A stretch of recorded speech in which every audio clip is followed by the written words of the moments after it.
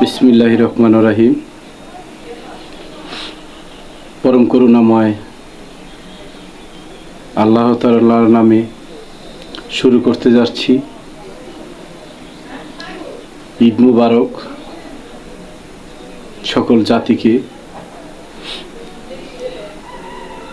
এই মহাবিশ্বের যেখানে যে অবস্থানে আছেন সবার সুস্থতা কামনা করছি। আজকে কুরবানির ঈদ। এই কুরবানির ঈদ সম্বন্ধে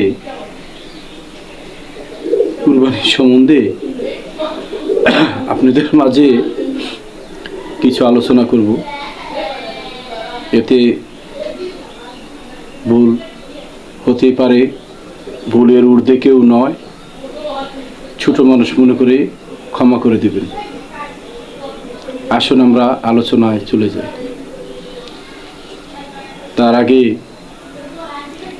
এই ঈদ উপলক্ষে আপনাদের কাছে আমার একটি চাওয়া, আমার এই ক্ষুদ্র চ্যানেলটিকে সাবস্ক্রাইব করবেন, শেয়ার দিবেন, লাইক দিবেন, পাশে থাকবেন ও কমেন্টের মাধ্যমে ভুলগুলো ধরিয়ে দিবেন।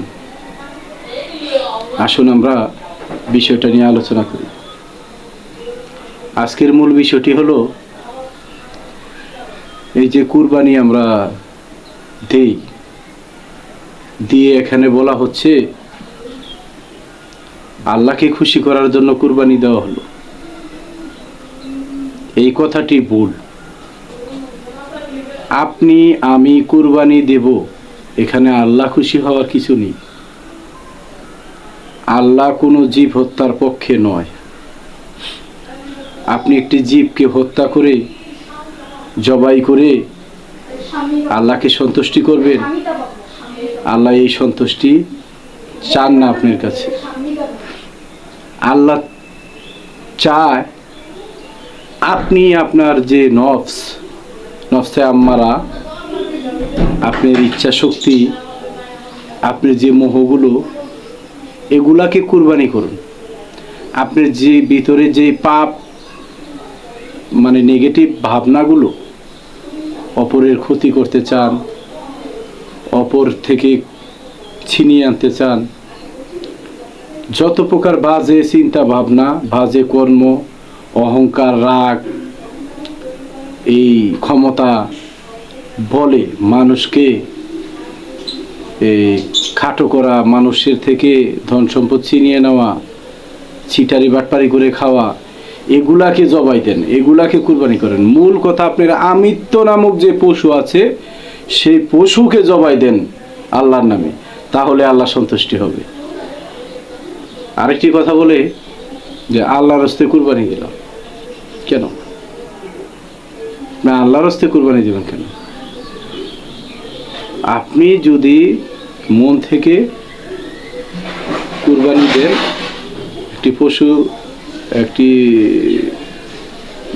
বিষয় যে মানুষকে মাংস খাওয়াবেন, মানুষের মাঝে, গরিব দুঃখীর মাঝে মাংস বিলিয়ে দিবেন, এই জন্য কুরবানি দিবেন, এটা আপনার ভালোর জন্য, বা আপনার অস্তে বলতে পারেন যে আমার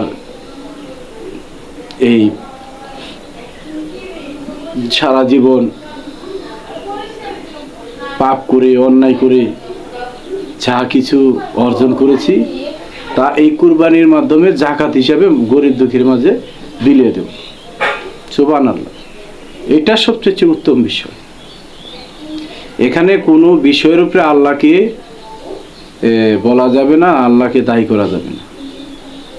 আল্লাহ আপনি কুরবানি দিবেন না কি করবেন এইসব নিয়ে আল্লাহ থাকে না। আল্লাহ শুধু চায় যে আমার বান্দা সে পবিত্র হয়ে যাক, সে মানুষের মতো মানুষ হোক, সে একজন সৎ মানুষ হোক, সে সঠিক পথে চলুক, সে মিথ্যা না বলুক, হারাম না খাক। মূল কথা, সে সব সময় ভালো কাজ করুক, এটাই আমার চাওয়া পাওয়া। আল্লাহ সকল সময় আমাদেরকে রহমত দান করেন। আল্লাহ সকল সৃষ্টিকে রহমত দান করেন।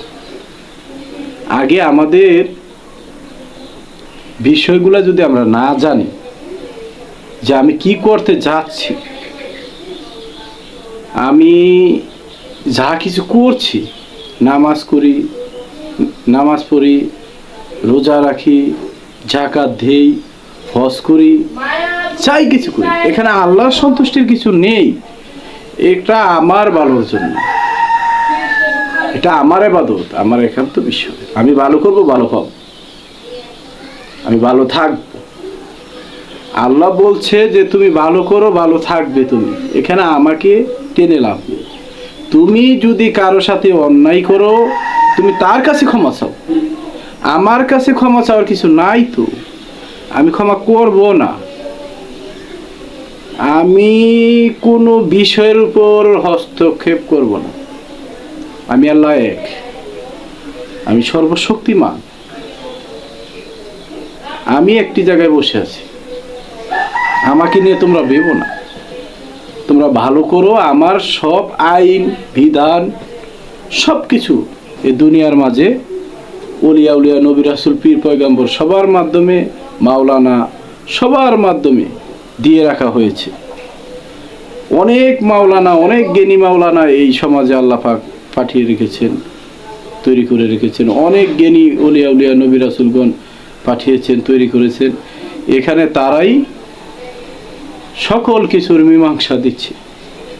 শুধু আপনি একটু বেছে নিবেন, যাচাই করে যে সঠিক কোনটা। কারণ প্রত্যেকটা মানুষকে তার বিবেক দিয়েছে, জ্ঞান দিয়েছে।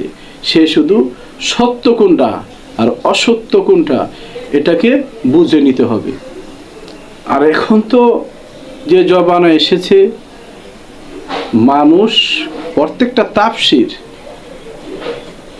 প্রত্যেকটা আয়াতের তাফসীর তাদের জানা সম্ভব।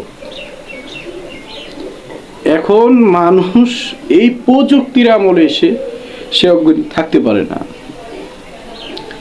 এখানে আল্লাহ বলল, তুমি তোমার যে বিষয়ে আমরা ছিলাম সেই বিষয়ে আলোচনা করি। আল্লাহ বলল, তুমি তোমার প্রিয় বস্তুকে কুরবানি করো। এখানে আমাদের একটু বুঝতে হবে যে প্রিয়, পৃথিবীতে প্রিয় বলতে আমার যে ইচ্ছা শক্তি, আমার যে চাহিদা, আমার চাইতে আমার আর কি প্রিয় হতে পারে মানুষের? আমার দেহটা আমার কাছে অতি প্রিয়। এই দেহের যত ইচ্ছা শক্তি যা কিছু আছে, লোভ লালসা, সব কিছু স্রষ্টার চরণে কুরবানি দিয়ে দাও। আল্লাহ বারে বারে আমাদেরকে ডাকছে, বিভিন্ন মাধ্যমে আমাদেরকে ডাকছে, আমাদেরকে বোঝাচ্ছে, আমাদেরকে জ্ঞান দিচ্ছে যে তোমরা শুধু পবিত্র মানুষ হও, পবিত্র হও, পবিত্র হও, পবিত্র। কারণ মমিনের জন্য সব হালাল। তুমি মমিন হয়ে যাও, তোমার জন্য সব কিছু ভালো। তুমি যদি সরল হও, তোমাকে কেউ গরলে নিতে পারবে না। তুমি এমনভাবে চলো তোমার দ্বারা যেন কারো ক্ষতি না হয়। তোমার হৃদয়টাকে এমনভাবে তৈরি করো যে মানুষকে, সৃষ্টিকে ভালোবাসে, তা কোনো সৃষ্টিকে যেন আঘাত না দেয়, কোনো সৃষ্টিকে যেন হত্যা না করে, এমনভাবে তৈরি করো। সবাই ভালো থাকবেন। এই বিষয়ে আমার তত জ্ঞান নেই, আমার চাইতে ভালো অনেক জ্ঞানী গুণী আছে, তাদের কাছ থেকে জেনে নেবেন। আর আমাকে ভুল হলে নিজ গুণে ক্ষমা করবেন। জয় গুরু। আল্লাহ সবাইকে ভালো রাখুক। আলহামদুলিল্লাহ।